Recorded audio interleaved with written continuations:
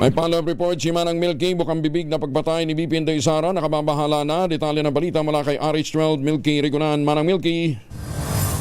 Ikinabahala ng House Prosecution Panel na nadadalas ng bukang bibig ni Vice President Sara Duterte ang umano'y pagpatay sa Free Duterte Now rally sa Dahig, kung saan ikinabahala nitong umano'y lumalalang gun violence sa Pilipinas. Sinabi niya pwede na siyang mag-hire ng gunman sa halagang 5,000 pesos kung mabisto na merong affair ang kanyang asawa.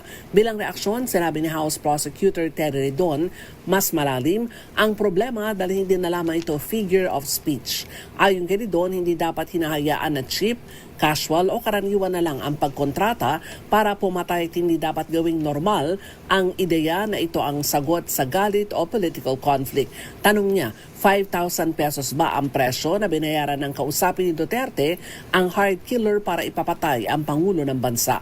Dagdag ni House Trial Spokesperson Sia Alonto Adyong. Ayaw niyang isipin na mistulang may mastery o kaalaman na si VP Sara sa patayan sa kalsada.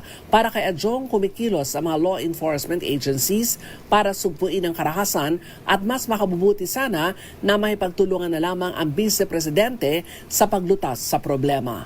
Ako si Milky Rigunan, nagulat para sa DZRH, una sa Pilipinas, una sa Pilipino. Maraming salamat, Manang Milky.